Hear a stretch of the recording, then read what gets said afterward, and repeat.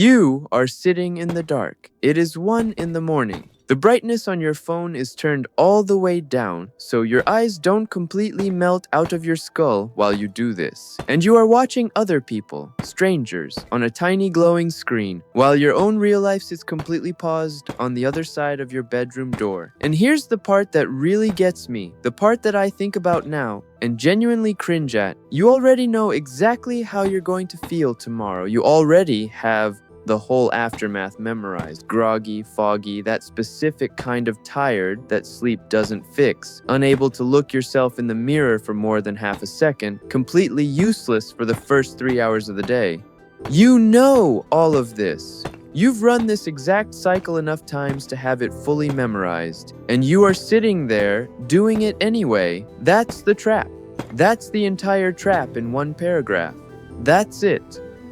And the morning after, bro. The morning after is its own specific punishment. You wake up, eyes feel like sandpaper, brain feels like a laptop that's been running for 11 days straight without a restart.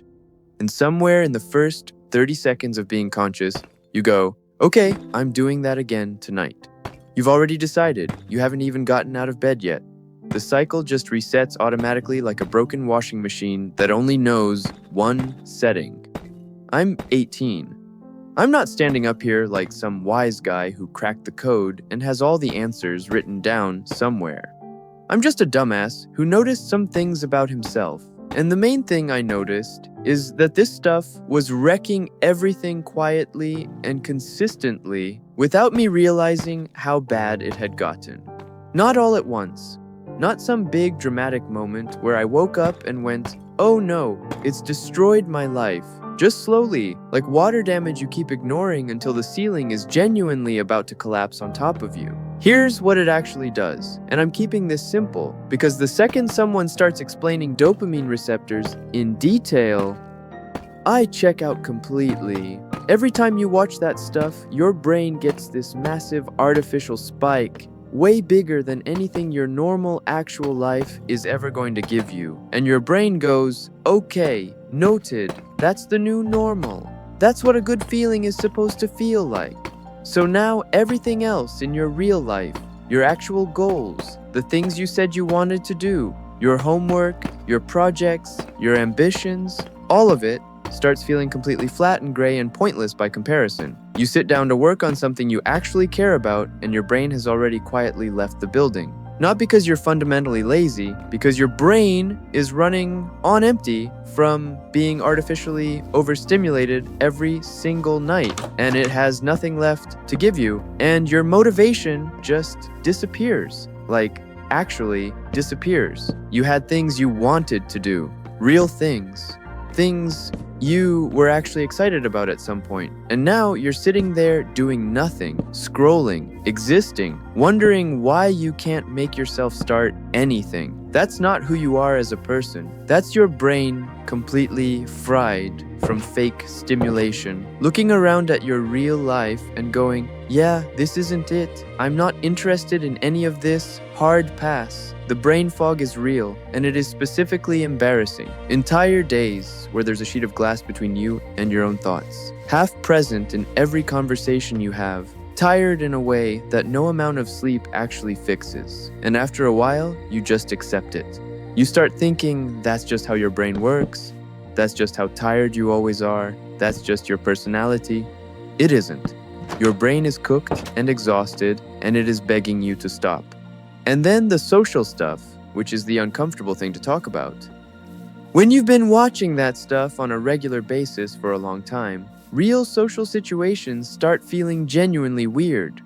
Talking to actual people, especially women, starts feeling awkward in ways you cannot fully explain even to yourself. Your brain has been trained on completely fake, instant, frictionless interaction on a screen, and then real human conversation with all its pauses and nerves and actual stakes just doesn't compute the same way it used to.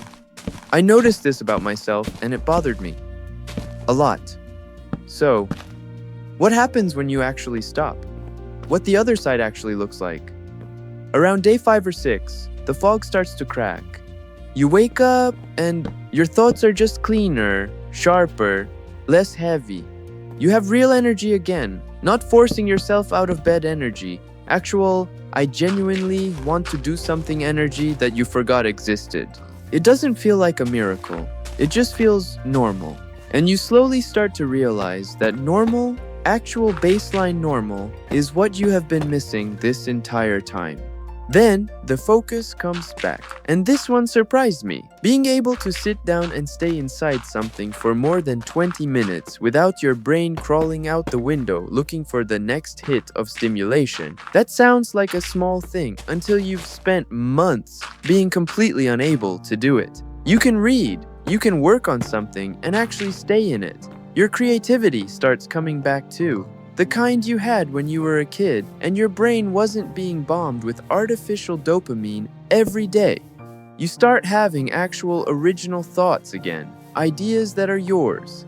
That part is strange and genuinely good. Around 2 weeks to a month in, the confidence shows up.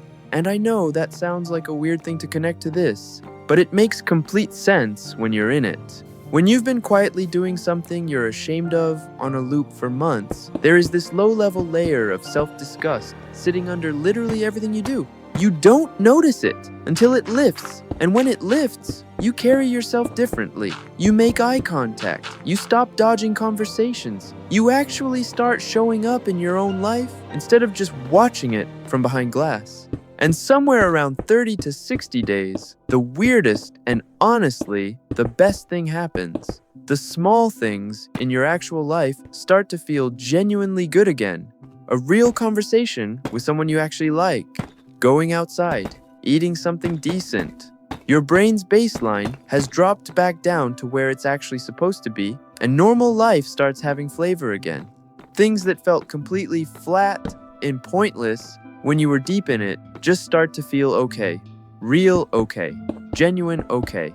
And okay, real okay, is way more underrated than anyone ever talks about. Here's the final thing, and I'm keeping it short. You already know if this is you. You know if you're watching this right now going, yeah, he's talking about me. This is specifically about me. I'm not here to shame anyone. I'm 18 years old. I have zero moral authority over a single person on this earth. But I'm telling you, the version of your life on the other side of stopping is better in ways you will actually feel. Your energy, your focus, your confidence, your ability to connect with real people who are actually in front of you. You are not a slave to a screen. You have more self-respect than that. So act like it.